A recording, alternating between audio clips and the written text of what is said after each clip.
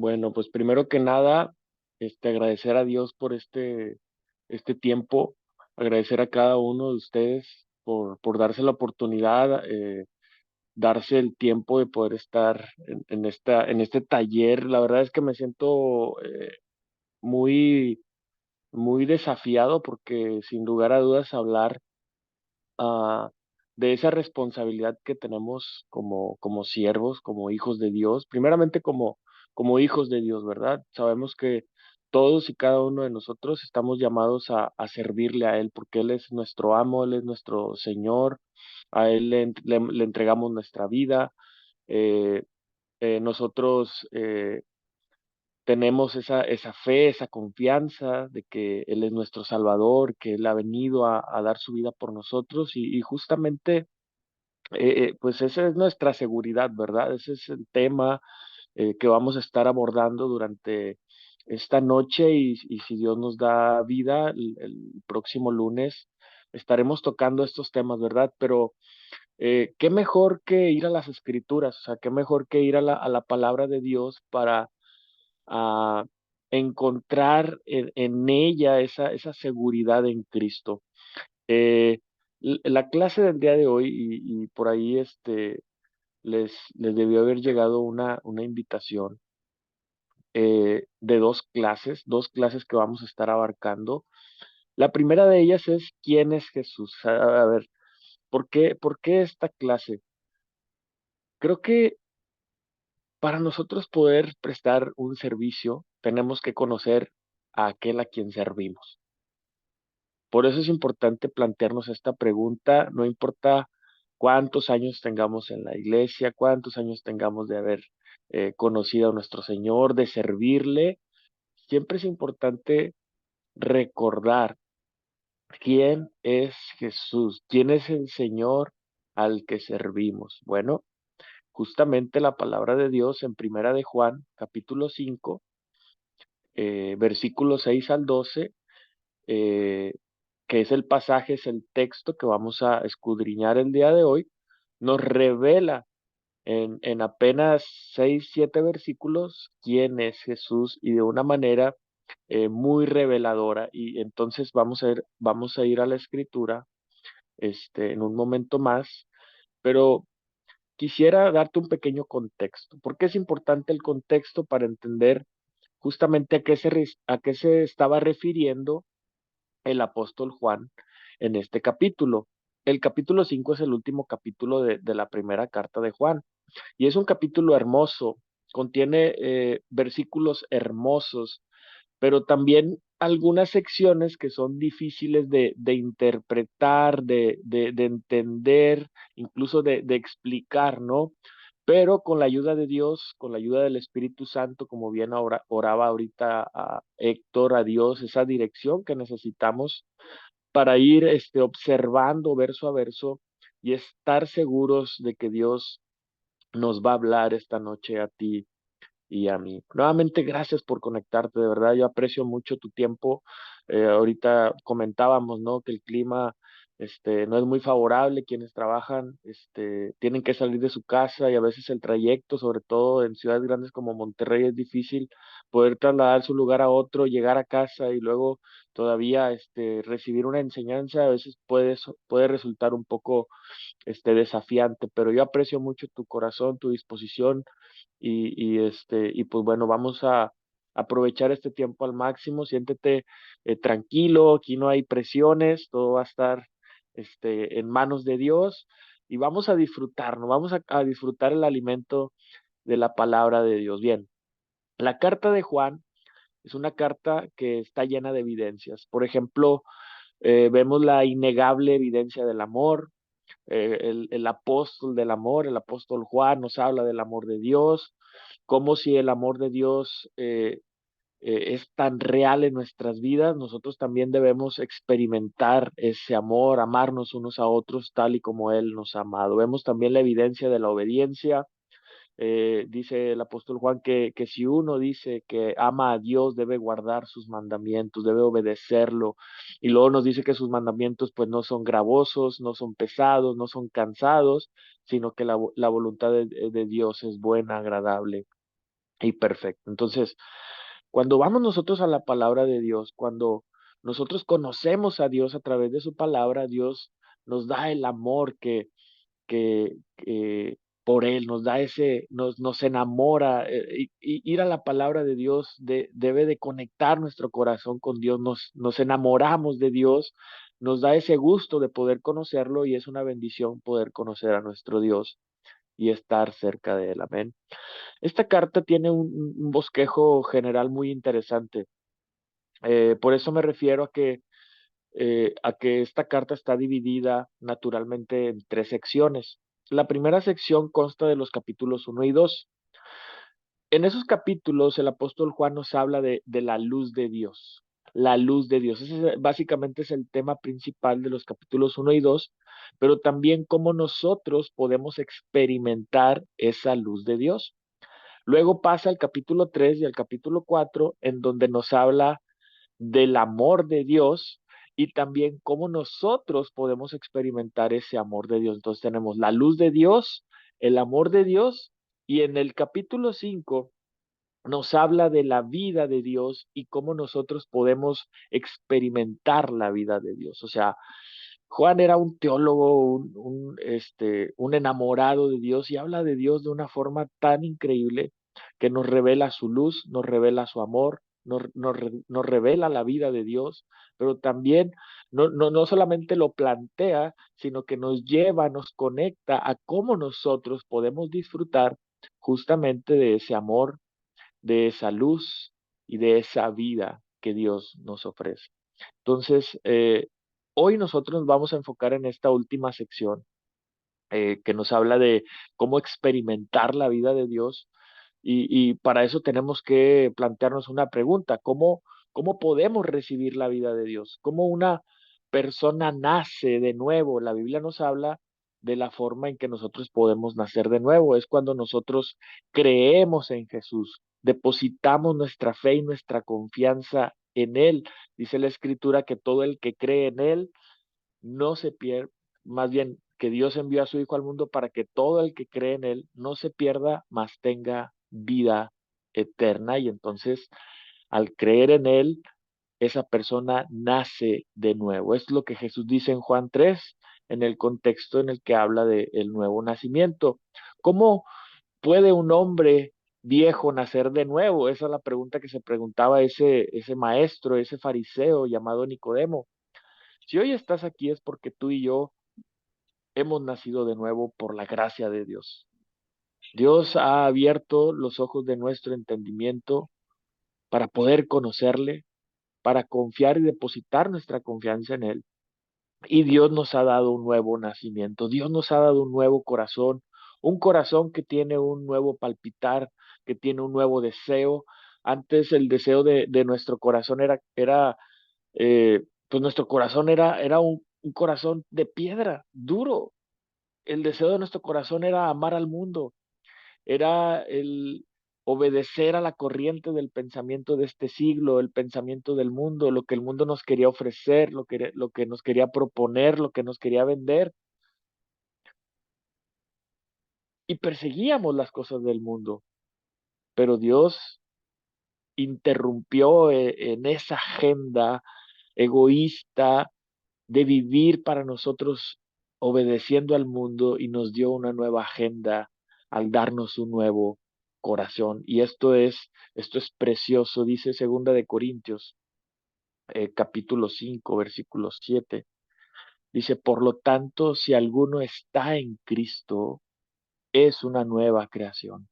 Lo viejo ha pasado, ha llegado lo nuevo. Hermano, Dios te dio un nuevo corazón y ese nuevo corazón tiene nuevos deseos y esos nuevos deseos tienen eh, que ver con amar a Dios. Ya no amamos al mundo. Hoy, si hoy estamos aquí, justamente es una reunión de servidores, justamente porque el deseo de nuestro corazón ahora es servir a Dios. Queremos servir a Dios de alguna u otra forma. Decimos: oh Dios, tú has dado tanto a mi vida. ¿Qué puedo hacer yo para servirte? Usa este siervo, como decía Isaías.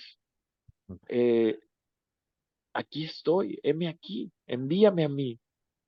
Dios ha puesto en nosotros ese deseo de servirle. Si hoy estás aquí, es precisamente por ese deseo que Dios ha puesto en ese nuevo corazón que te ha dado. Primera de Juan, capítulo 2, versículo 15 dice, no amen al mundo ni nada de lo que hay en él. Si alguien ama al mundo, el amor del Padre no está en él, porque nada de lo que hay en el mundo, los malos deseos de la carne, la codicia de los ojos y la arrogancia de la vida, proviene del Padre, sino del mundo. El mundo se acaba con sus malos deseos, pero el que hace la voluntad de Dios permanece para siempre. Entonces, ¿cuál es la voluntad de Dios para nuestras vidas? Que nosotros creamos en el Hijo. ¿Cuál es la obra que Dios nos pide hacer? Simplemente creer en la obra de Dios, simplemente creer en la obra de Cristo, no en la obra de los hombres, sino que la voluntad de Dios es que tú creas en Cristo Jesús nuestro Señor. Entonces, la vida nueva comienza cuando tú y yo creemos y entonces vencemos al mundo y ya no somos vencidos por el mundo, ya el mundo no nos dicta qué hacer, ya el mundo no nos manda, ya no somos esclavos de un sistema de valores regido por este siglo, porque tú y yo hemos vencido al mundo. Dice la escritura en Primera de Juan, capítulo 4, versículo 5. Estos versículos pues obviamente son previos a lo que vamos a estudiar el día de hoy, que dicen lo siguiente, dice, porque todo el que ha nacido de Dios vence al mundo. Esta es la victoria que vence al mundo. ¿Cuál es? Nuestra fe.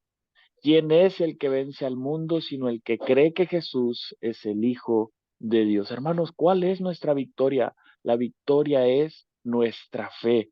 ¿En quién está puesta nuestra fe? En Cristo Jesús.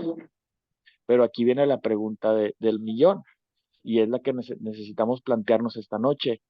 ¿Fe en cuál Jesús?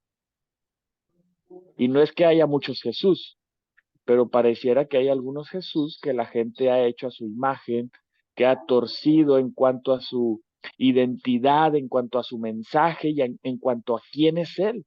Realmente existe solamente un Jesús verdadero, el Jesús de la Biblia, pero ciertamente no todo aquel que escuchamos en predicaciones, que leemos en libros, que algunas personas hablan de ese Jesús, es ciertamente el Jesús de la Biblia. No todo Jesús que se predica es el Jesús verdadero. Hay gente que tuerce a su conveniencia el mensaje y la identidad de Jesús para manipular las cosas de acuerdo a su conveniencia. Y si el Jesús en el que tú y yo hemos creído, hemos confiado, no es el Jesús de la Biblia, si no es el Jesús del que habla la palabra de Dios, entonces va a ser muy difícil que nuestras vidas sean transformadas realmente y las vidas de nuestros ministerios, la vida de a quien a nosotros pastoreamos, a quien nosotros discipulamos y será mucho, mucho más difícil que podamos ser salvos porque solamente hay un nombre debajo del cielo en el cual podemos ser salvos, el nombre de Jesús. ¿Y cuál Jesús? El de la palabra de Dios. No el Jesús que muchos se inventan o el Jesús que muchos proponen, el Jesús que nos revela la palabra de Dios. Ahora, ¿quién es el Jesús verdadero? ¿Quién es el Jesús de la Biblia? Bueno, justamente la enseñanza del día de hoy, la sección que vamos a estudiar el día de hoy nos va a responder esa pregunta. ¿Quién es Jesús según el Padre? Según los testigos, según los testimonios que nos va a presentar el texto. Ojo, cuando hablo de testigos no hablo de los testigos de Jehová, porque esos pues, obviamente no tienen la versión correcta de quién es Jesús. Más bien, ¿qué dice la Biblia que es Jesús? ¿Quiénes son esos testigos? ¿Cuáles son esos testimonios que nos revela la Escritura que nos dice quién es Jesús verdaderamente? Vamos a nuestro texto del día de hoy. ¿Por qué no me acompañas? Y entonces vamos observando quién es Jesús en realidad. Y por supuesto preguntarnos si ese Jesús que nos habla la Biblia es el Jesús en el que nosotros creemos, en el que nosotros hemos depositado nuestra fe si es el Jesús al que conocemos y el que tenemos por Señor. Entonces vamos ahí al versículo 6 y vamos a irnos paso a paso estudiando este versículo. Este versículo es clave y es muy importante, quizás nos tome un poco más de tiempo que los demás versículos, por eso es importante que nosotros prestemos atención desde el inicio. Fíjate lo que dice el apóstol Juan. Este es Jesucristo, este es Jesucristo. De ahí viene el tema de hoy. Este es Jesucristo. Nos está presentando quién es Jesús. Este es Jesucristo. Es como si Juan dijera, para que no le digan, para que no le cuenten, para que no me lo chamaqueen, este es Jesús. Este es Jesucristo. Entonces, ya desde ahí, este versículo 6 establece el tema con esta frase. Ahora, después de esta frase, Juan va a empezar a presentar testigos o testimonios que nos muestran quién es Jesucristo. Pero no solamente después de esta frase vamos a ver quién es Jesús, sino que esta frase también es como una conclusión de lo que Juan nos acaba de decir. En otras palabras, esta frase tiene como un doble sentido. A ver, me explico. Esta frase funciona tanto como una conclusión de lo que Juan acaba de decir en el contexto inmediato anterior, pero también funciona como una introducción para lo que va a desarrollar después. A ver, ¿qué es lo que Juan acaba de decir en el contexto inmediato anterior? O sea, ¿cómo funciona esta frase como conclusión? ¿Cuál es el texto que Juan me acaba de decir? Versículo 5. Acá lo acabamos de ver. ¿Quién es el que vence al mundo? Está haciendo una pregunta. ¿Quién es el que vence al mundo sino el que cree que Jesús es el Hijo de Dios? Obviamente está hablando de nosotros los creyentes. Es como una pregunta retórica. Nosotros somos quienes vencemos al mundo al creer que Jesús es el Hijo de Dios. Y entonces el versículo 6 nos dice, este es Jesucristo. ¿Quién es Jesucristo según el versículo 5? El Hijo de Dios. ¿Se fijan? Este es Jesucristo. ¿Cuál? El que te acabo de decir en el versículo 5. El Hijo de Dios. La segunda persona de la Trinidad. Aquel que es de la misma naturaleza del Padre y de la misma esencia del Padre, aquel que es uno con el Padre, aquel que es creador junto con el Padre, aquel que es desde la eternidad y hasta la eternidad con el Padre, aquel que es el alfa y la omega, el principio y el fin. Y ojo, porque eso mismo se dice de Dios en el Antiguo Testamento, que Él es el primero y el último. La pregunta es, ¿cómo puede ser que Jesús dice que es el primero y el último? Si el Dios del Antiguo Testamento dice que es el primero y el último, ¿puede haber dos primeros y dos últimos? Pues no, pero Jesús dijo en Juan 10:30, el Padre y yo somos uno. Así que este es el Jesús de la Biblia. Si el Jesús que te han predicado, el Jesús en el que has creído, el Jesús del que has escuchado, no es uno con el Padre, no es el Hijo de Dios, no es el Mesías prometido, no es el Dios, el Hijo, no es el Creador, lamento decirte que quizás no hemos creído en el Jesús verdadero y por lo tanto nuestra condición espiritual ha cambiado. Seguimos necesitando de un Salvador, porque el único Jesús en el que hay salvación es en el Hijo de Dios. Jesús, aquel que su nombre significa Dios salva.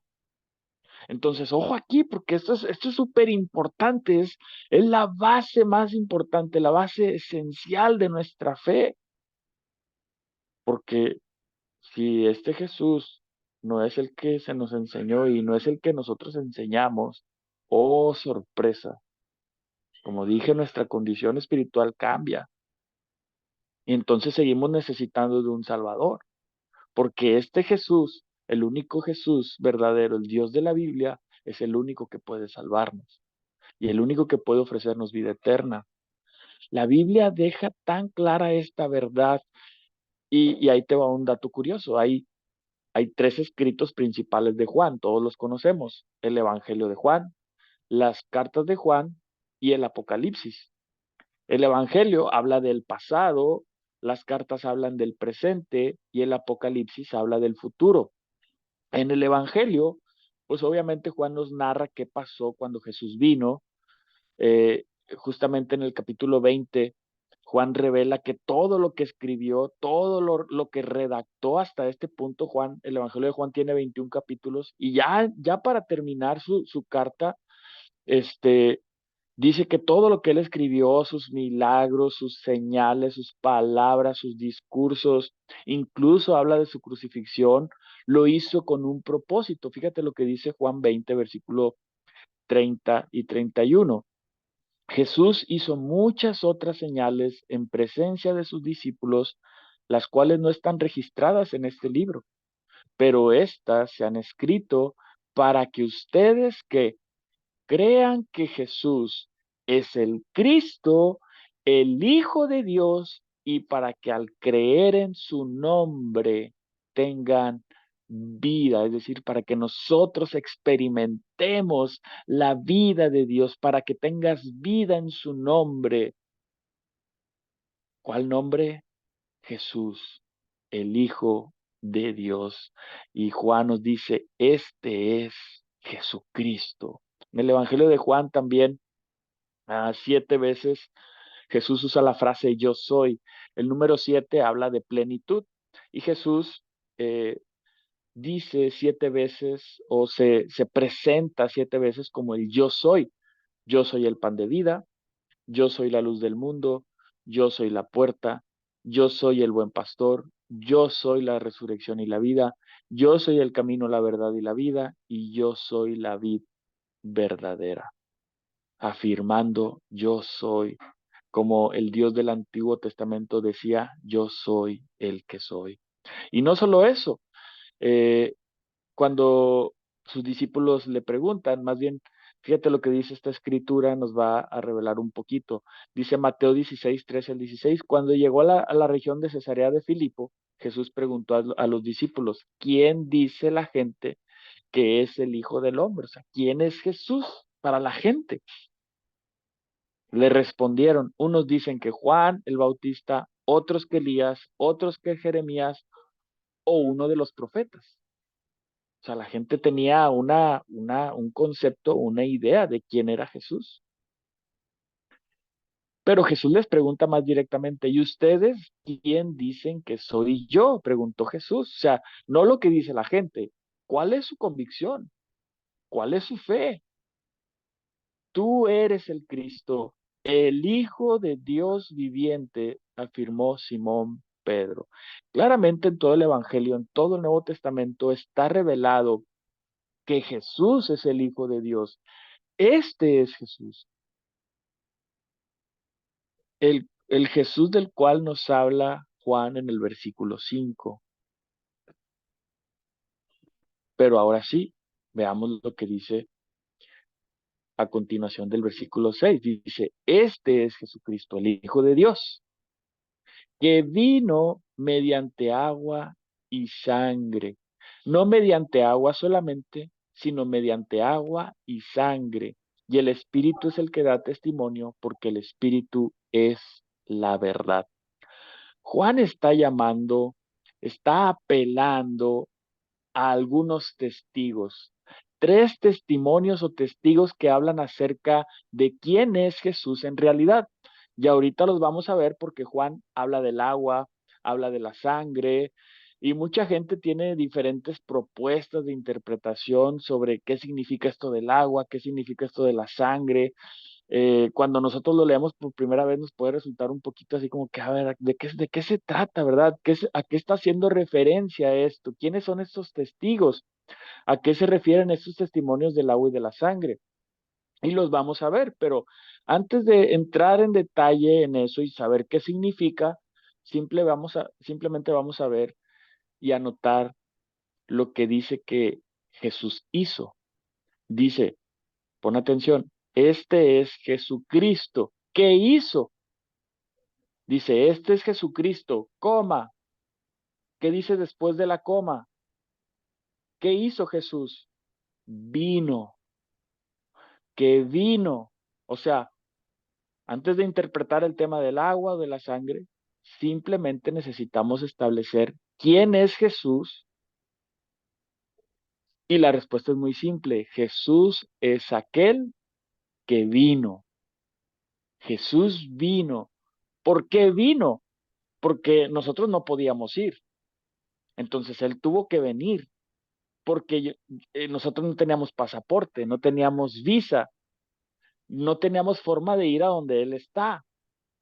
Porque para los hombres es absolutamente imposible subir al cielo, ni tampoco podemos lograr grandes proezas. O sea, el hombre ha llegado al espacio y se dice que ha llegado a la luna, pero ¿quién puede ir a la presencia de Dios y presentarse como justo delante del Dios santo y perfecto cuando todos hemos pecado de alguna u otra manera? Entonces, nuestra incapacidad física y espiritual nos impide llegar a donde Dios está.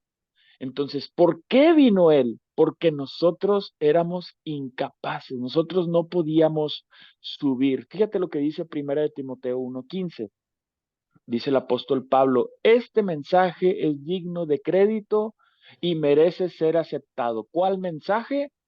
Que Cristo Jesús vino al mundo a salvar a los pecadores, de los cuales yo soy el primero. Entonces, Jesús vino, hermanos, el Cristo real estuvo y caminó entre nosotros. Jesús no es un personaje ficticio, Jesús es un personaje histórico y real. Él es el Hijo de Dios encarnado. Juan 1:14 dice, y el verbo se hizo hombre y habitó entre nosotros y contemplamos su gloria, la gloria que corresponde al Hijo único del Padre, lleno de gracia y de verdad, ¿sí? Así como lo escuchas, Jesús se hizo carne y habitó entre nosotros. Jesús vino, se encarnó, pero nuestro texto dice algo interesante acerca de la encarnación. Nos habla de dos testimonios que durante su encarnación revelan quién es Él en realidad y a qué vino en realidad. ¿Cuáles son estos testimonios? Dice, este es Jesucristo que vino mediante agua y sangre. ¿Qué significa esto? Como dije antes, hay diferentes propuestas de interpretación y todo lo que tú quieras, pero me parece muy sensato y solamente es mi apreciación.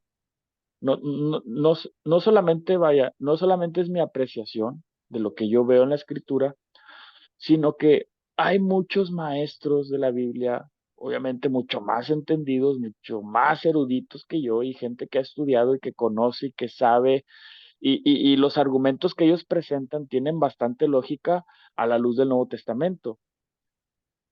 ¿Qué piensan ellos? Y te digo, yo coincido con ellos. Ellos coinciden o interpretan que el agua corresponde al agua del bautismo y la sangre corresponde a la muerte de Jesús en la cruz.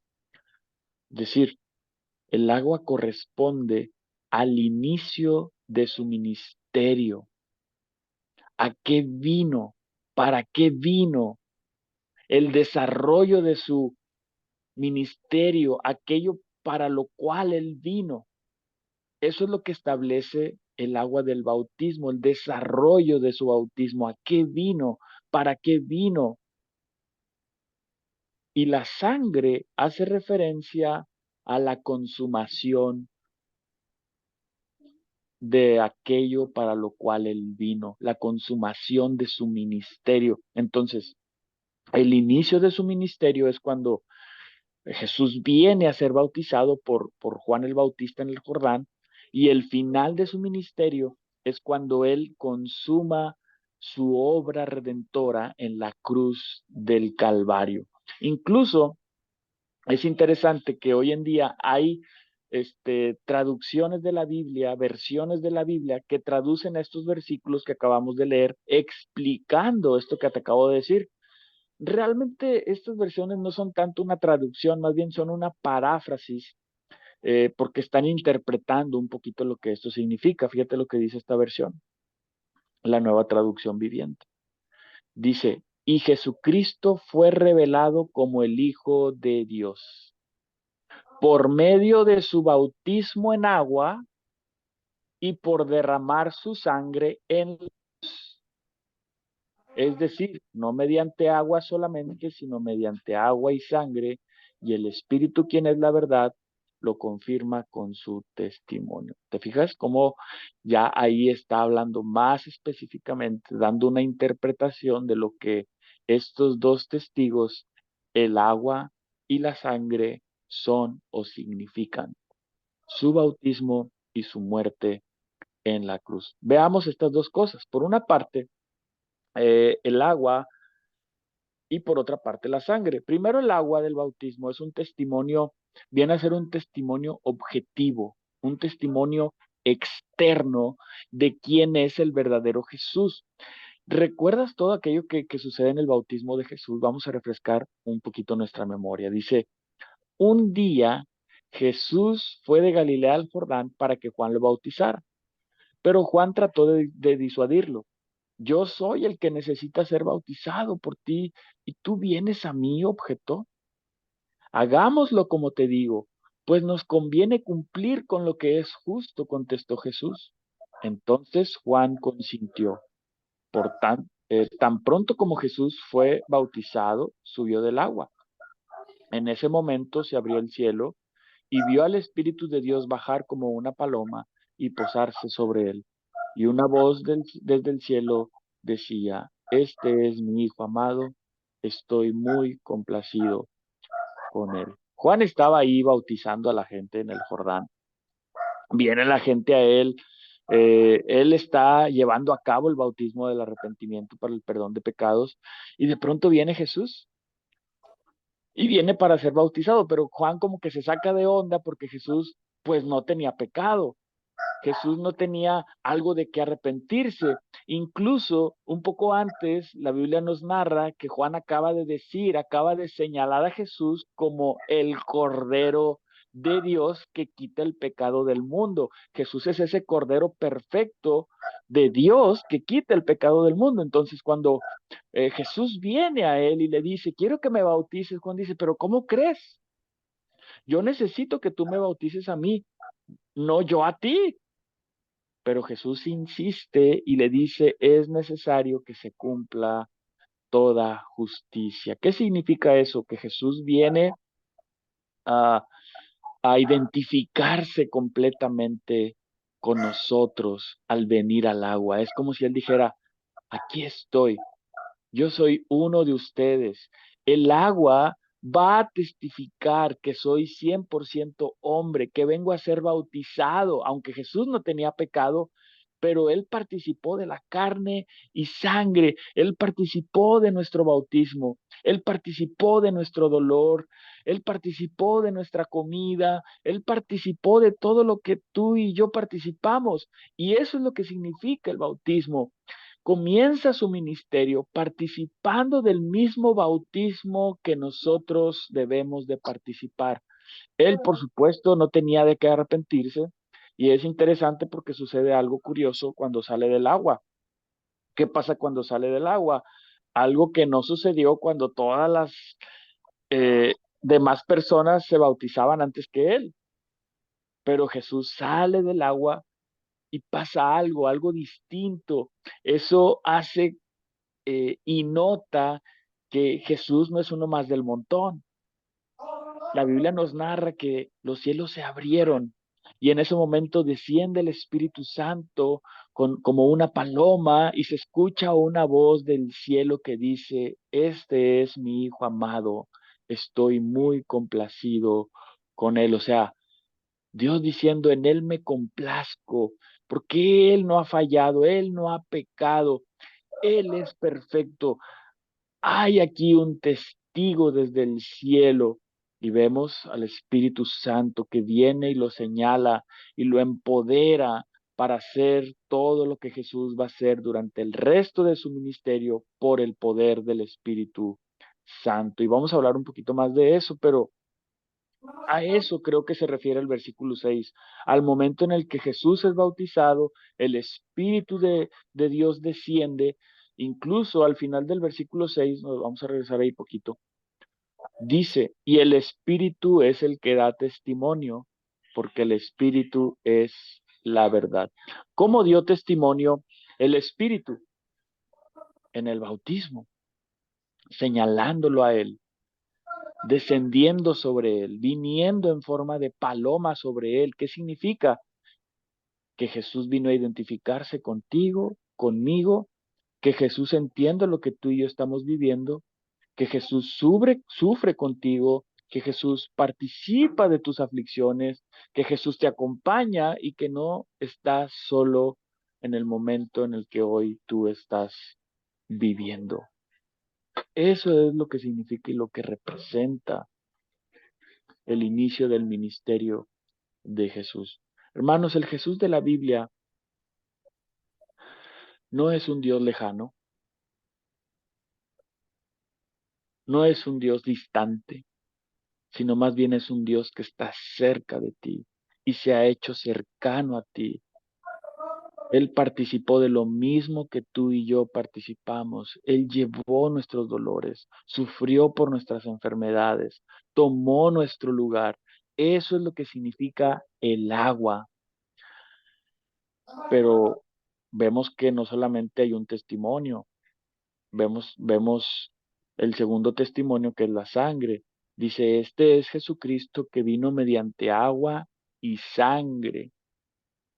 Es decir, que Jesús no solamente comenzó su ministerio, sino que su ministerio tuvo una culminación y un cumplimiento. ¿En dónde? En la cruz del Calvario. Su ministerio comienza en el río Jordán, en el bautismo de Juan, pero termina en la cruz del Calvario.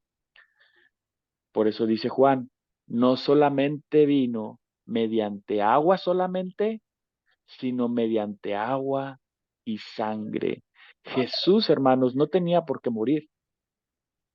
Si bien podríamos decir que tenemos el testimonio del agua, es más que suficiente porque tenemos sus enseñanzas, tenemos sus milagros, tenemos sus señales, tenemos su palabra revelada. Sin embargo, no tenía por qué haber muerto. Él estaba perfectamente bien, sin pecado. Es decir, Jesús era suficiente en sí mismo, era el Cordero de Dios, tenía el amor del Padre, tenía una relación perfecta desde la eternidad con Él. Jesús tenía ángeles que lo glorificaban, pero Él decidió, se rebajó voluntariamente, se humilló, decidió venir a morir por nosotros para que nosotros también tuviéramos la oportunidad, escucha bien, de relacionarnos con Dios y compartir ese amor que solamente Él ha tenido desde la eternidad con su Padre. Hermanos, esto es algo maravilloso. Yo no sé cómo tú te sientas al escuchar esto. Yo creo que es algo que sabemos, es doctrina básica, es algo que constantemente los domingos en la Santa Cena estamos recordando el sacrificio de Jesús, su humillación a favor de nosotros los pecadores. Nosotros merecíamos morir, sin embargo, Él murió por nosotros. Esto es algo maravilloso.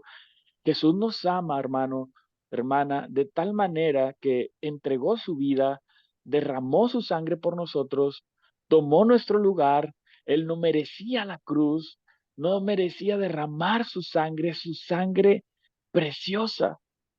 Y es maravilloso ver cómo ese gran amor que Él tuvo por nosotros se demostró en que Él murió en la cruz por nosotros.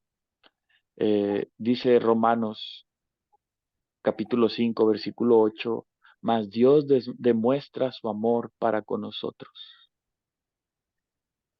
en que, siendo aún pecadores, Cristo murió por nosotros. Hermanos, quisiera hacer una pausa aquí,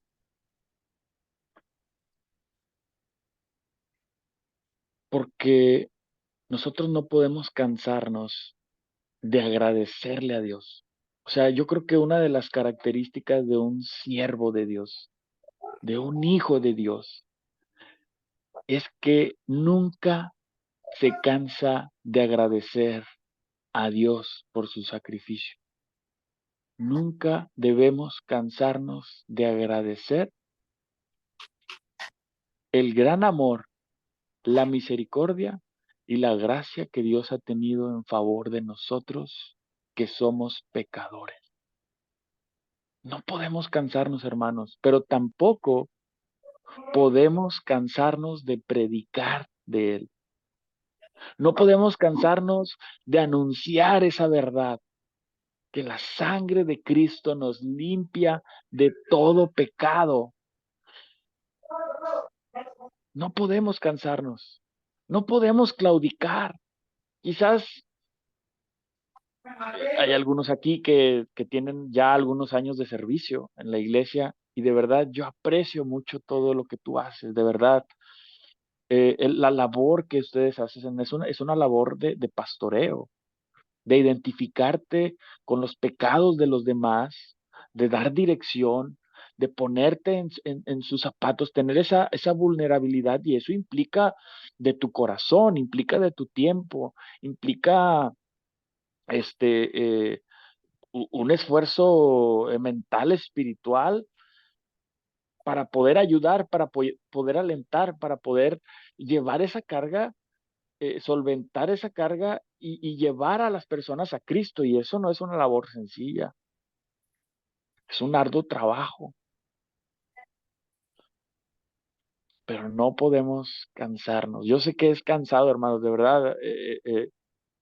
Mira, nosotros que estamos acá en Tampico, mi esposa y yo, estamos por cumplir, si no me equivoco, 10 años como ministros al tiempo completo para la iglesia. 10 años.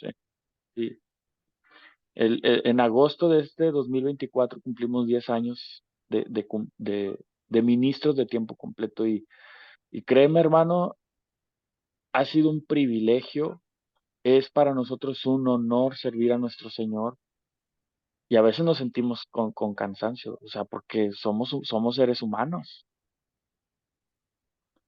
Y yo estoy convencido de que tú, que tienes tu trabajo, que tienes una familia que solventar, que tienes responsabilidades y además cumples con una función tan noble como la de anunciar y predicar el Evangelio a los hermanos. De verdad, nuevamente, yo aprecio tu corazón, aprecio tu servicio, pero no te canses, no te canses. Esa es una de las características de un siervo. Un siervo que sirve a Dios sirve por gratitud, sirve por esto, porque el amor que Dios ha mostrado para contigo es un amor que nadie más lo ha demostrado y nadie más lo demostrará por ti y por mí. Entonces, yo sé que a veces es fácil decir, no, yo ya no puedo servir, yo ya estoy cansado y perdón para los que hoy están, hoy se están uniendo a a estos talleres por primera vez o fuiste invitado, perdón, pero es parte de la naturaleza del ministerio. O sea, de verdad vemos a un Jesús obrando, un Jesús haciendo milagros, vemos la rutina de Jesús y era un ministerio agotante, desafiante. O sea, tú ves el día de Jesús y era desde que el sol se ponía desde que el sol salía hasta que el sol se ponía.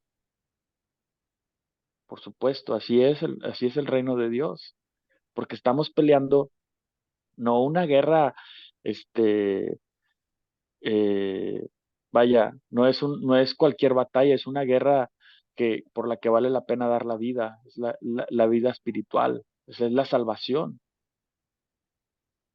Entonces, qué increíble, ¿no? Que Jesús nos limpia de todo pecado.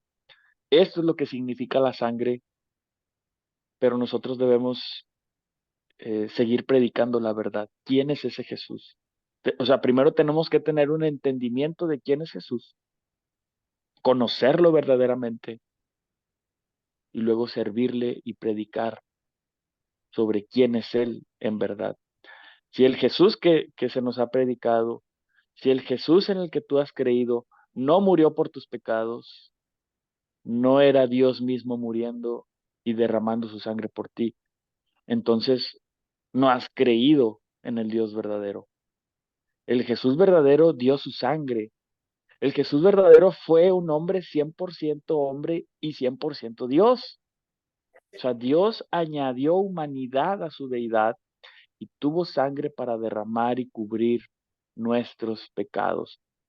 Ahora es interesante porque en ese tiempo los falsos maestros, porque recordemos, bueno, no lo mencioné, pero uno de los propósitos de la carta del apóstol Juan a las iglesias era corregir la falsedad, corregir la falsa doctrina. Y se decía en ese momento que era imposible que Dios tuviera un cuerpo humano, porque el cuerpo humano por naturaleza es malo, pero Juan corrige esa enseñanza y dice, este es Jesucristo que murió, que derramó su sangre. Es decir, la sangre es testigo de que Él realmente se hizo hombre y que vino a este mundo.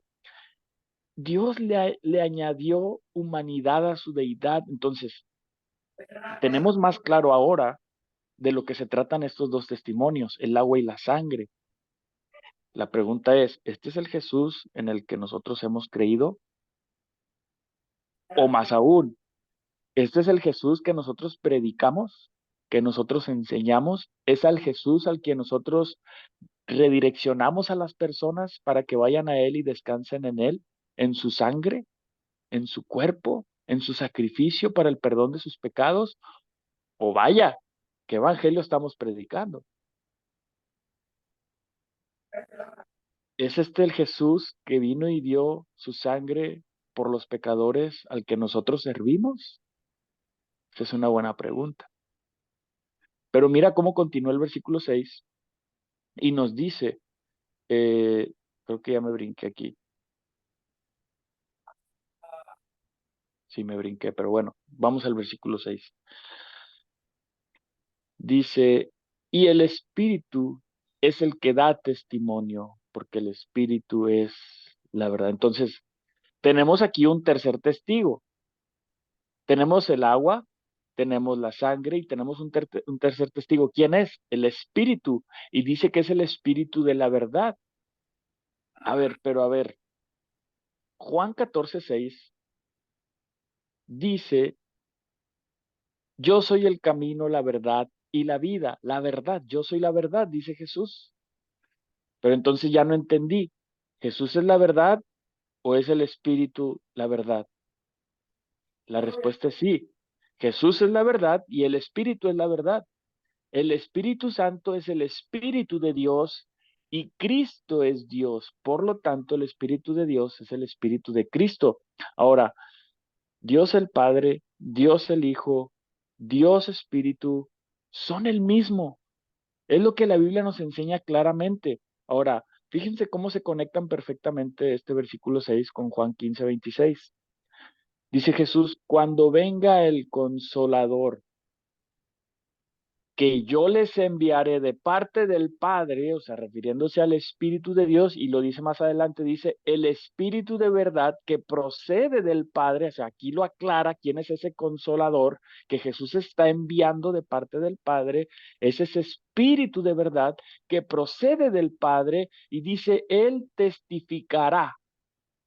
Ahí está nuestro tercer testigo.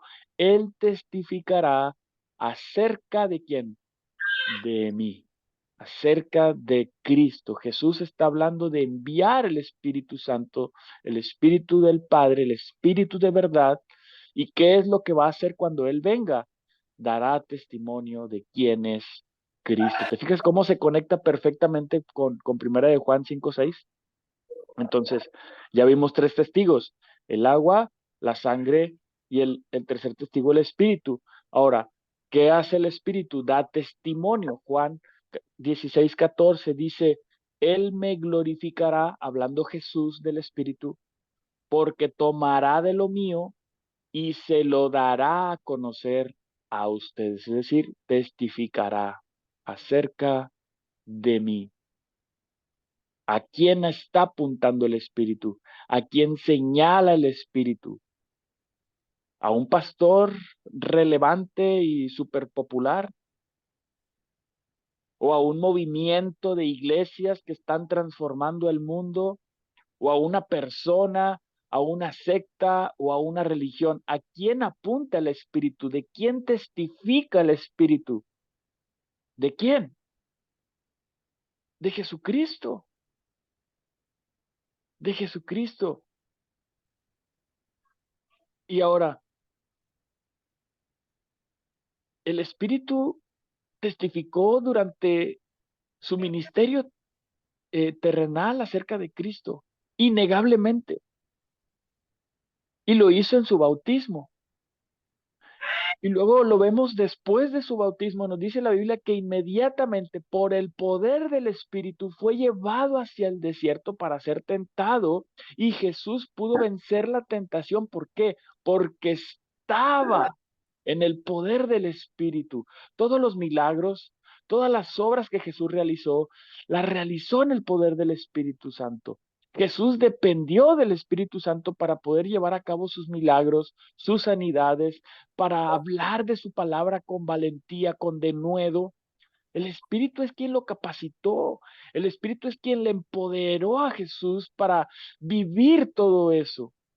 El Espíritu ciertamente testifica de Jesús. Todo lo que el Espíritu hizo a través de la vida de Jesús confirma que Jesús es, una vez más, el Hijo de Dios. El día de hoy, hermanos, el Espíritu Santo sigue testificando de Jesús. Te sigue convenciendo a ti, me sigue convenciendo a mí. El trabajo del Espíritu hoy es hacerte saber que este es Jesucristo, el Hijo de Dios, el Jesús verdadero, que vino a identificarse contigo, que siendo en forma de Dios, no se aferró a su naturaleza divina, sino que vino al mundo, murió por tus pecados, que solamente Él es tu refugio, que solamente Él es tu esperanza y que solamente Él es tu salvación. Yo te pregunto hoy, ¿tú te sientes convencido el día de hoy de todas estas verdades? ¿Sabes quién te convence? No es el pastor que está hablando allá en Tampico, no. No es el evangelista allá en Monterrey. No son los maestros. Es el Espíritu Santo que está confirmando y testificando a Cristo, porque nadie puede llamar a Jesús Señor si no es por medio del Espíritu Santo.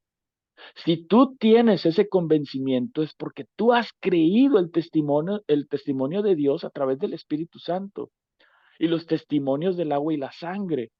Y qué bueno que tú puedas hoy creer el testimonio de las Escrituras. Ahora, observa lo que sigue diciendo. Y aquí vamos a saltarnos el versículo 7 y nos vamos a ir al versículo 8. Ahora bien, dice, y tres son los que dan testimonio en la tierra. Fíjate, ahí ya Juan nos señala quiénes son esos tres testigos ya más directamente. El espíritu, el agua y la sangre, y estos tres concuerdan. O sea, la conclusión de Juan es lo que nos acaba de decir en el versículo 6, que tres son los que dan testimonio. ¿Quiénes? El espíritu, el agua y la sangre. ¿Y qué dice después? Estos tres concuerdan.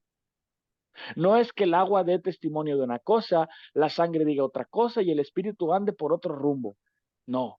Los tres concuerdan, los tres dan testimonio de lo mismo. ¿Cuál es el testimonio de los tres? Que Dios se hizo hombre, que vino a identificarse contigo, que pagó el precio de tus pecados y solamente aquel que tiene al Hijo tiene vida eterna. Solamente aquel que cree quién es verdaderamente el Jesús histórico y bíblico puede tener salvación y perdón de pecados. Ese es el mensaje, ese es el testimonio que confirma el agua, la sangre y el espíritu, que hay justicia, que hay pecado, que hay un juicio, pero también que la justicia de Cristo está disponible para nosotros hoy.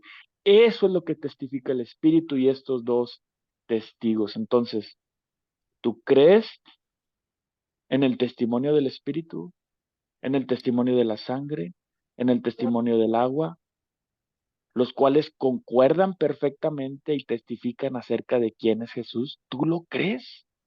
¿Tú estás convencido de eso? Porque ese es el primer paso, conocer al Señor que servimos. Entonces, ¿por qué servimos?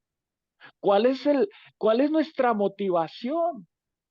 Si nosotros no entendemos por qué estamos acá, entonces vamos a andar, como ovejas sin pastor, o sea, sin ningún sentido, andando sin ningún rumbo, no entendiendo lo que estamos haciendo en nuestras charlas, no entendiendo lo que estamos haciendo cuando nos sentamos con alguien a platicar. ¿Sí me explico? O sea, esto cobra sentido para ti hoy. Qué importante, hermanos. Qué importante es entender, recordar por qué estamos aquí, por qué servimos a Jesús. ¿Quién es Jesús? Es importante. Ahora, si te diste cuenta, nos saltamos el versículo 7 y nos lo saltamos a propósito. ¿Por qué? Vamos a leerlo. Dice, porque tres son los que dan testimonio en el cielo, el Padre, el Verbo y el Espíritu Santo. Y estos tres son uno. Este versículo 7, eh, de acuerdo a la evidencia de los manuscritos más antiguos, no es un versículo que haya sido escrito por el apóstol Juan. Me explico, este es un versículo que más tarde fue añadido por algún copista. Solamente hay un par de manuscritos que sí contienen este versículo, pero lo contienen no como parte del texto, sino como en el margen.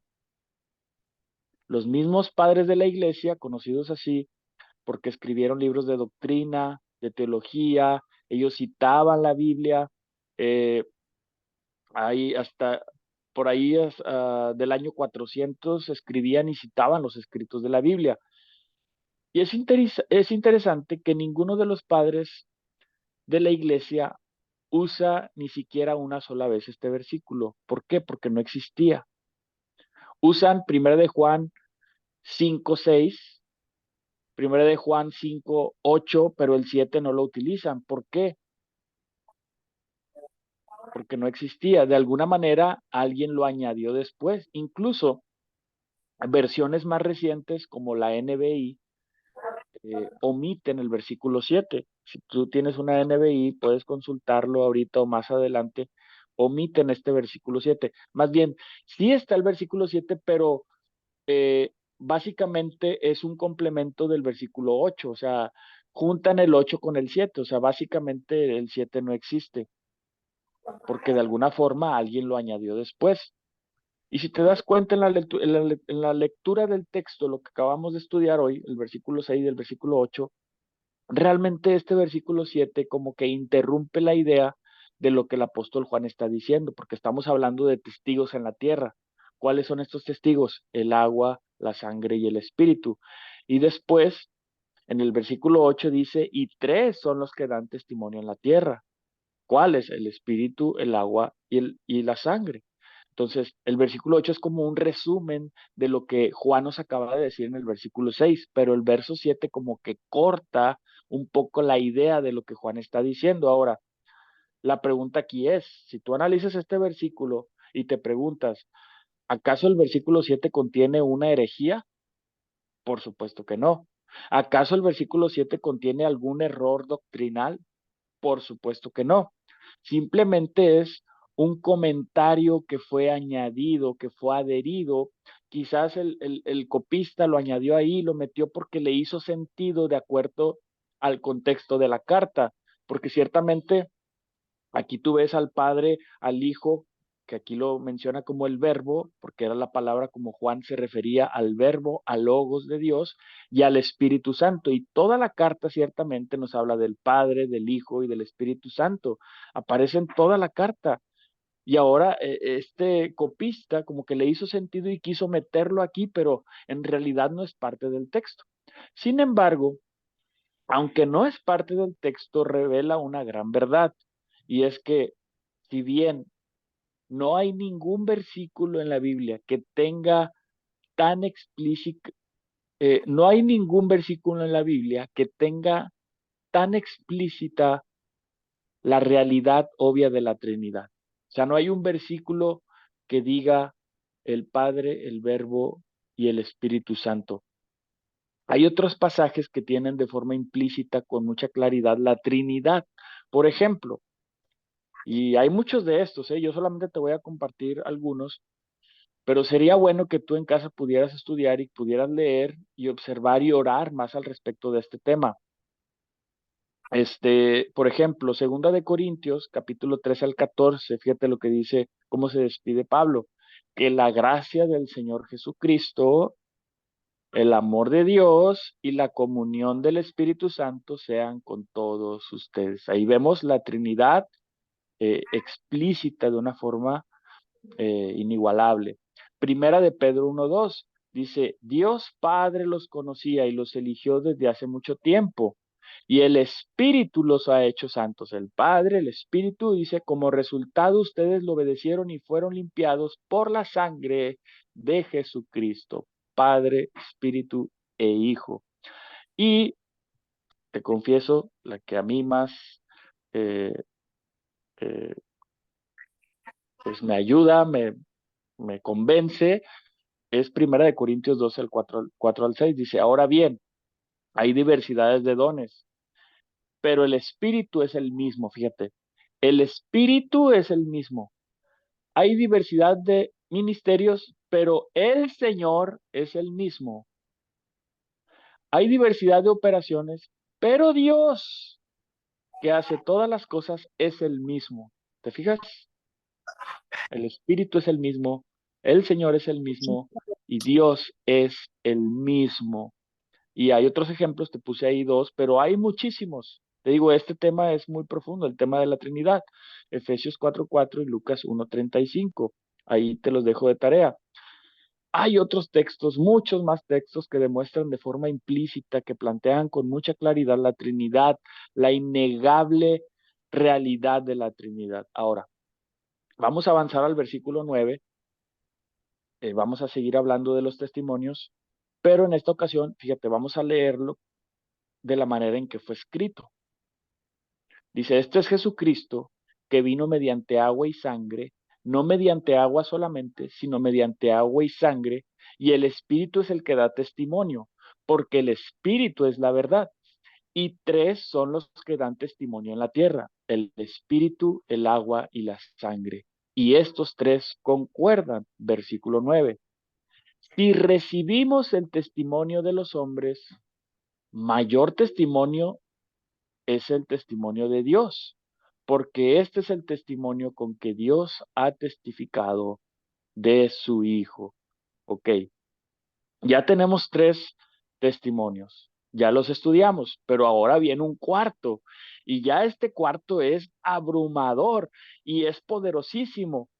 ¿Por qué? Porque es el testimonio de quién?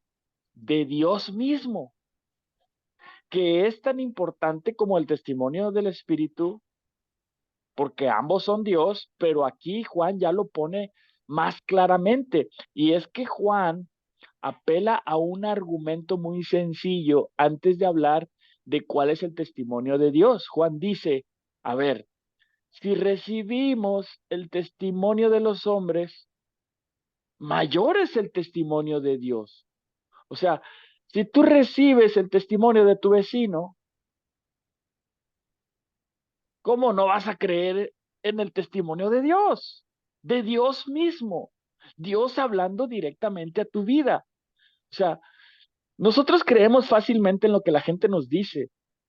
¿Y cuántas veces no hemos cometido errores y nos hemos metido en problemas por creer el testimonio de los hombres? Muchas veces. Bueno, pues Dios no es un hombre que mienta.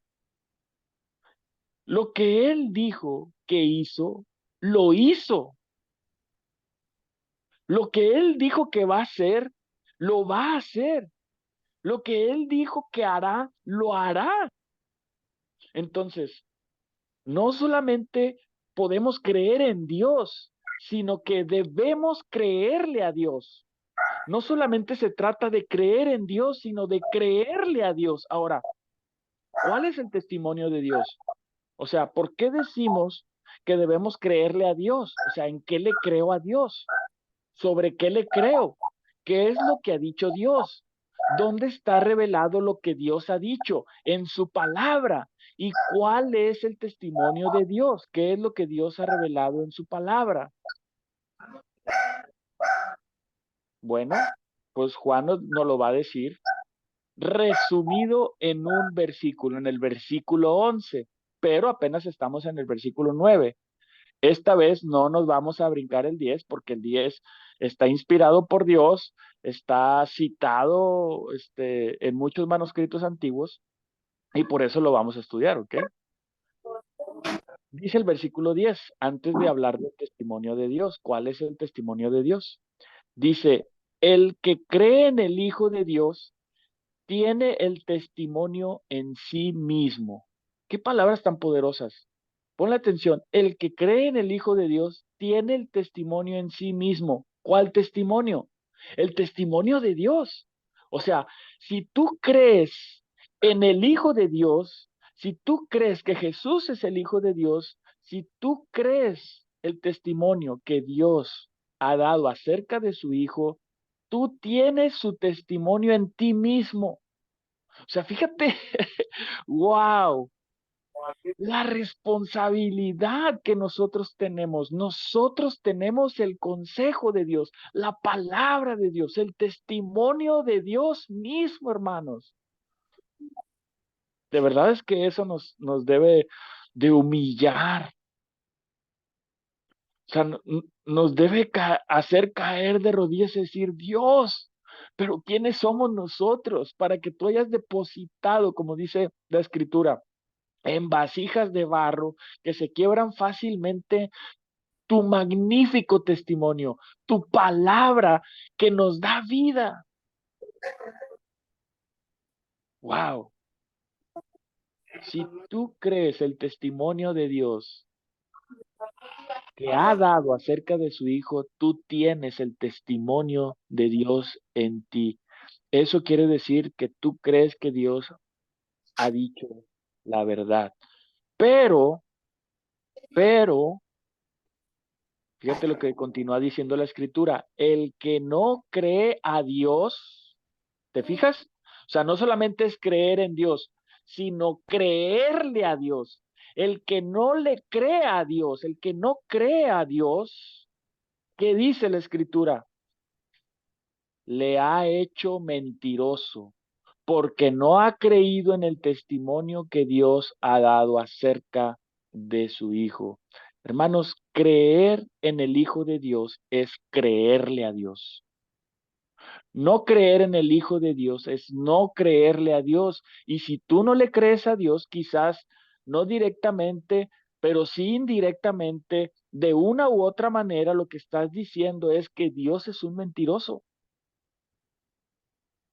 Dios es un mentiroso. Y aquí es un momento importante para detenernos y analizar. O sea, yo cuando voy a la escritura, yo le creo a Dios. Yo creo lo que Dios dijo que hizo,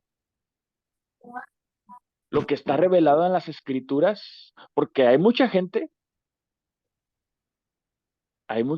que sigue dudando. de los hechos portentosos de Dios. Y sigue buscando evidencias arqueológicas, científicas, porque no le cree a Dios. No le cree. Entonces, lo que están diciendo es, Dios es un mentiroso. Dios es un mentiroso. Hay personas que hoy en día siguen sin creer en que lo que Dios ha dicho lo hará. O sea, ¿cómo vamos nosotros a la escritura? Con esa convicción, con esa fe de creerle a Dios. O sea, tú le crees a Dios, tú crees en su palabra, crees en su testimonio, porque si no es así, entonces Dios es un mentiroso. Si una persona dice, yo creo en Dios, pero no creo en Jesús, el Dios en el que ha creído es un qué, es un mentiroso, porque el Dios verdadero, el único Dios verdadero, ha dado testimonio acerca del Hijo. ¿Y sabes qué es lo que Dios dice acerca del Hijo? Que el Hijo es Dios mismo. Permítame un segundo, porque por ahí escucho un micrófono. Ahí está. Gracias. Entonces, en Hebreos, en Hebreos, Dios, fíjate qué interesante, Dios exalta al Hijo. Y fíjate lo que le dice. Pero con respecto al Hijo, dice, tu trono, oh Dios, permanece para siempre. Dios exaltando al Hijo. ¿Y cómo le llama? Tu trono, oh Dios. Y esto lo dice con respecto al Hijo. Tu trono, oh Dios, permanece para siempre. El cetro de tu reino es cetro de justicia. Es el Padre hablándole al Hijo. O sea, ¿a cuál de los ángeles Dios le dijo Dios? Y le dio sus promesas. Y le habló diciéndole, tú eres Dios, tu trono sea por la eternidad. ¿A cuál de los ángeles Dios le glorificó y le dijo, tú eres Dios? A ninguno, solamente al Hijo, que fue hecho un poco menor que los ángeles. Sí, porque por su naturaleza humana estaba en menor condición que los ángeles, pero en su condición, Él es digno de toda adoración y mayor que todo lo que existe, hermanos. Jesús es de quién, por quién y para quién es toda la gloria. Gloria que el mismo Padre le ha dado. La gloria es de Él, por Él y para Él. Todo lo que existe. Él es Jesucristo. Este es el Jesús que predicamos, hermanos. Ahora, si nosotros no creemos en ese Jesús, si tú no crees lo que Dios ha dicho acerca de este Jesús, lo que estamos diciendo es que Dios es un mentiroso. Por lo tanto, el Dios en el que según estás creyendo es un mentiroso o no es Dios o no es el Dios verdadero, es un falso Dios. Si tú no crees que Jesús es Dios, el Dios en el que tú profesas creer no es el Dios verdadero. Es un Dios que tú inventaste. Que el Dios verdadero ha puesto a Jesús como el Dios verdadero y ha dado testimonio de él. La gente puede vivir engañada y puede creer y decir, es que yo creo en Dios. No sé si te ha tocado. Mucha gente cree en Dios. El 99% de los habitantes de la tierra creen en Dios, sí, pero ¿en cuál Dios? Hay un Dios que creó todas las cosas, ¿cierto? Hay un Dios que está en el cielo que cuida de todos, ¿cierto? Pero ¿tú crees lo que él ha dicho acerca de Jesús? Ahí es donde muchos tienen problemas. Pero ¿cuál es el testimonio de Dios?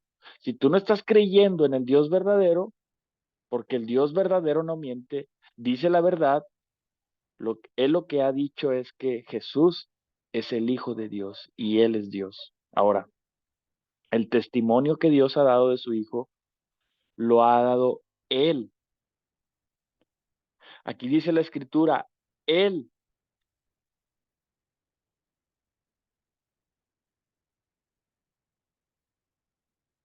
Dice, el que cree en el Hijo de Dios tiene el testimonio en sí mismo. El que no cree a Dios le ha hecho mentiroso, perdón, es el 9.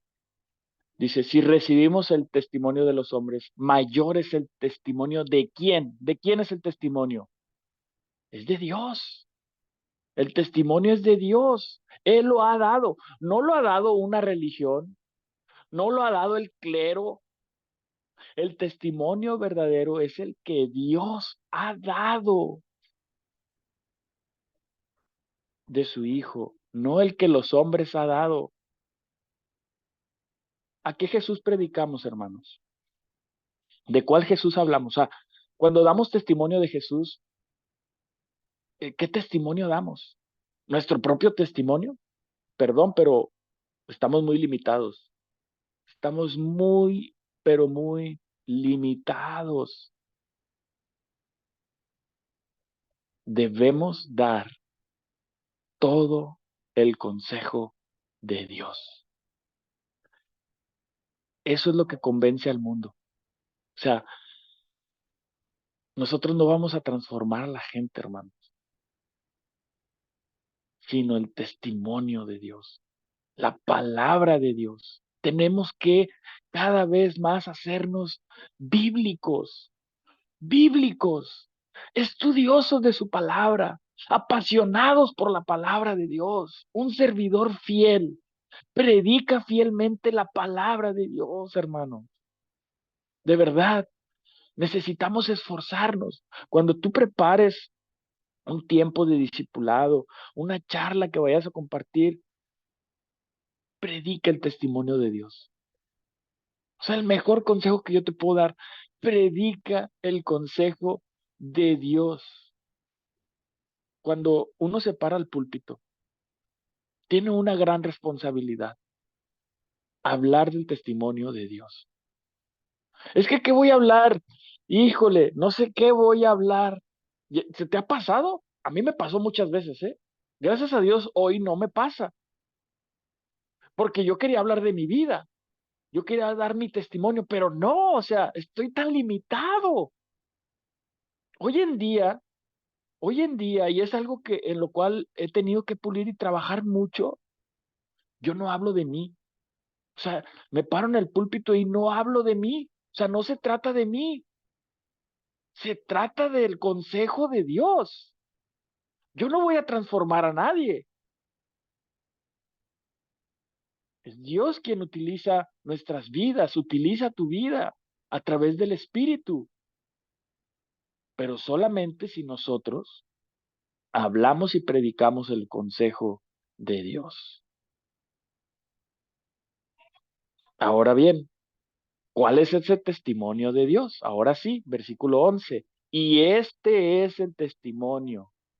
O sea, sí, claramente, este es el testimonio.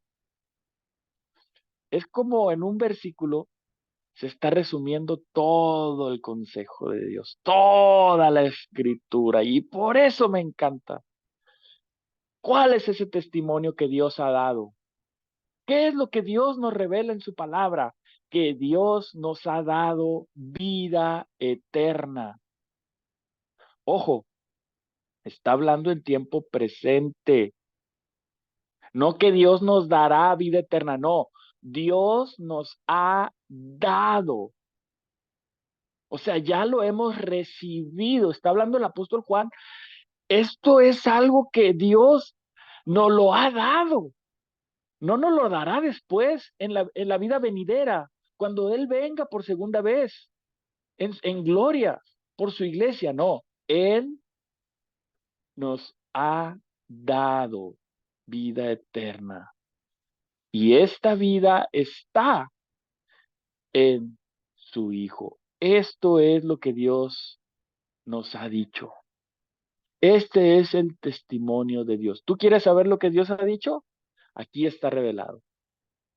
Justamente aquí está revelado el testimonio de Dios, que Dios nos ha dado vida eterna. En otras palabras, tú y yo no solamente vivimos para el aquí y ahora, No solamente vivimos para lo temporal y para lo vano, Él nos ha creado como seres eternos. Dios ha puesto eternidad en el corazón de los hombres. Fíjate, dice Eclesiastés 3:11, todo lo hizo hermoso en su tiempo y ha puesto eternidad en el corazón de ellos, sin que alcance el hombre a entender la obra que ha hecho Dios desde el principio hasta el fin. O sea, cuando nosotros leemos el testimonio de Dios de que Dios nos ha dado vida eterna, al hombre les resulta un rompecabezas poder entenderlo.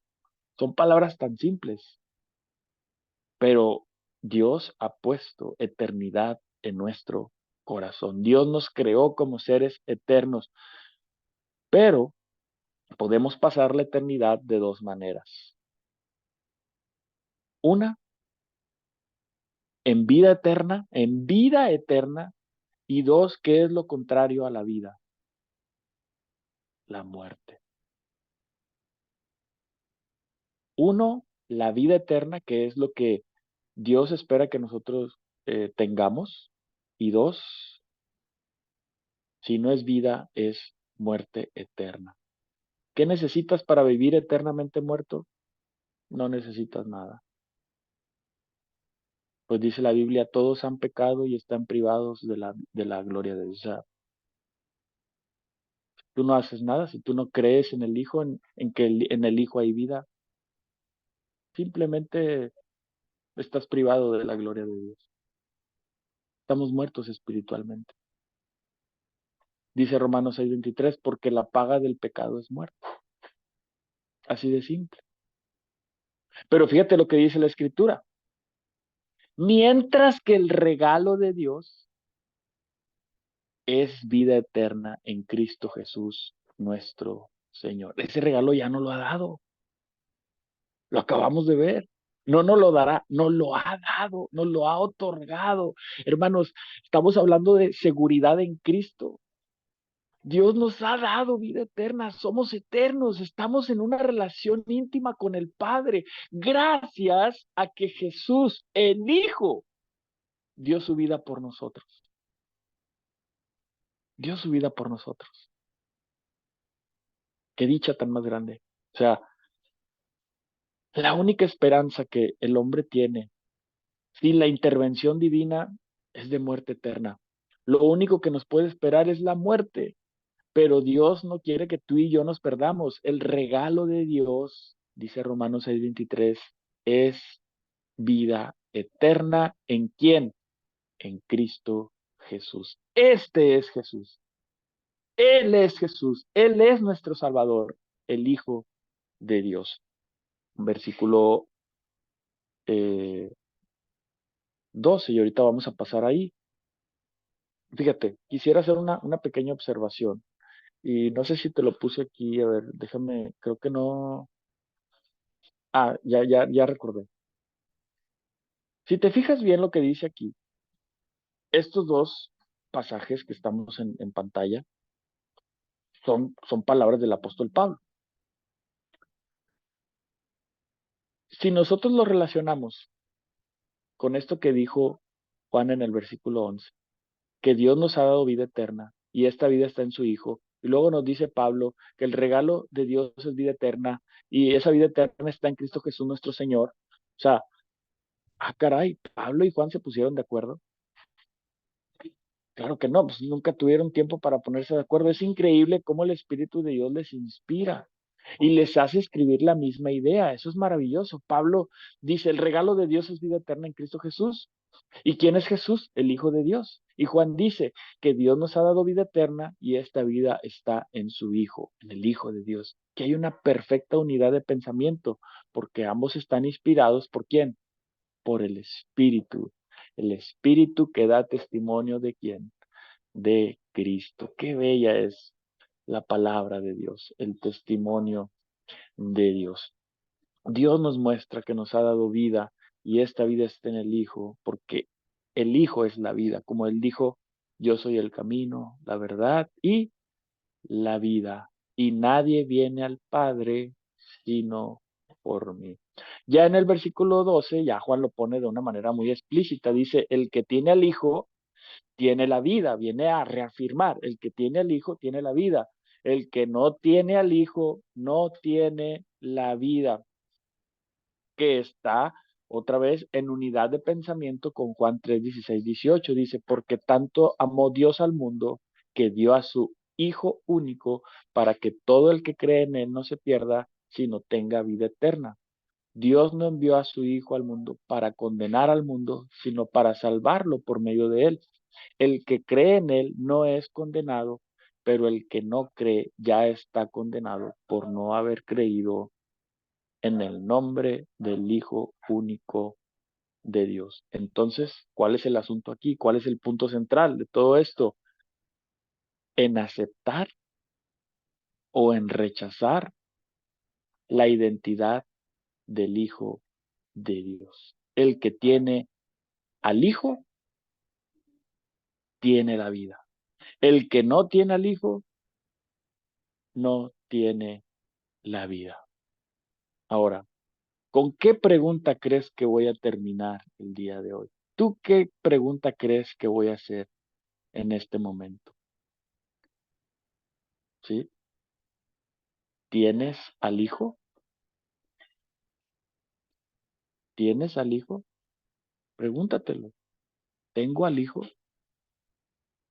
Ahora llévalo un poco más allá todavía. ¿El Hijo me tiene a mí? Porque aquellos que tienen al Hijo son aquellos a quienes el Hijo tiene.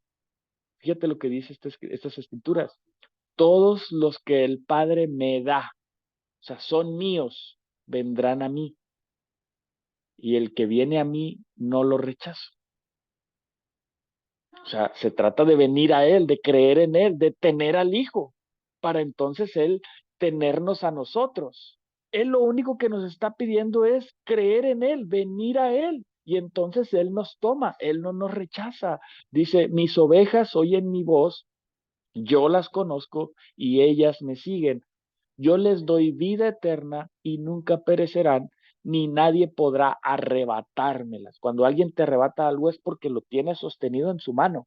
Lo tienes en tu mano y alguien te lo quiere quitar. Entonces los suyos, sus ovejas, las ovejas de su prado, los suyos, los de Cristo, los que están en Él, los que han creído en Él, los que se han arrepentido de sus pecados, están en sus manos y nadie se las puede arrebatar. Él nos tiene, la pregunta es, ¿Él te tiene a ti? Si el Padre te tiene, el Hijo te tiene, entonces puedes decir, tengo al Hijo porque el Hijo me tiene a mí. Ahora, yo no estoy preguntando si tú tienes una vida moral intachable, buena, o si tienes ganas de leer la Biblia siempre. No, no, no, no se trata de eso, no se trata de lo que tengo o lo que yo puedo obtener.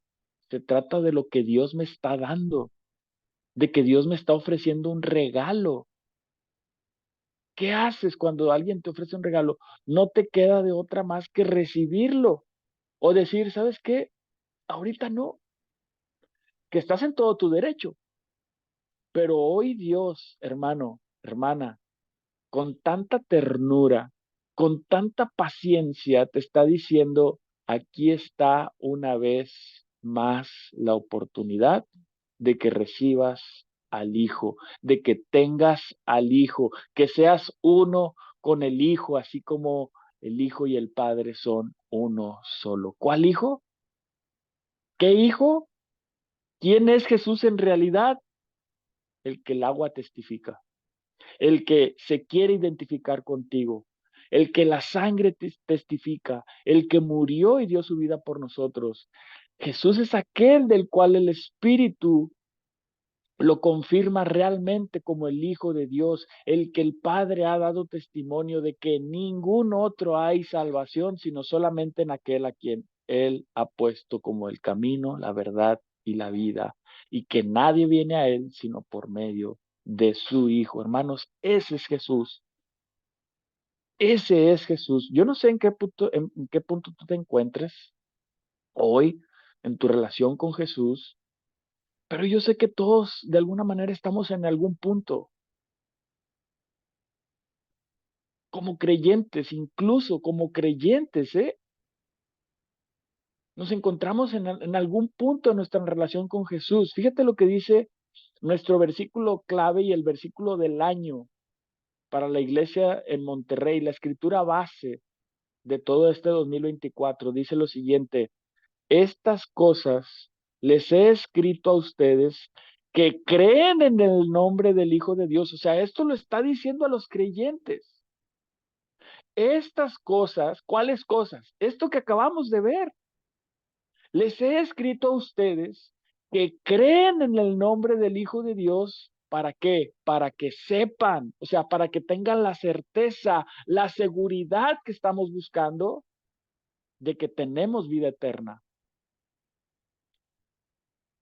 Ese es el propósito principal de esta carta, que nosotros, al escuchar estas cosas que el apóstol Juan ha escrito, a nosotros que creemos, que tenemos fe en el Hijo de Dios, que hemos depositado nuestra confianza en Él, nuestras vidas, sepamos, tengamos la seguridad, la certeza de que tenemos vida eterna. Y dirás, pues eso ya lo sabía.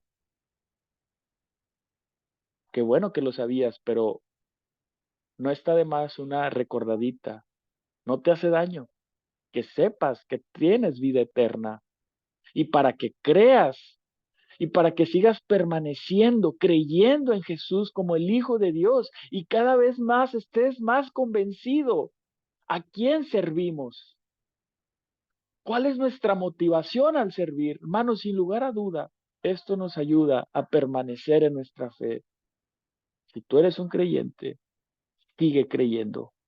Permanece creyendo, porque es este Jesús al que tú y yo servimos. Hermanos, que todo el honor y la gloria sea para nuestro Señor Jesucristo. Muchísimas gracias. Voy a parar la grabación.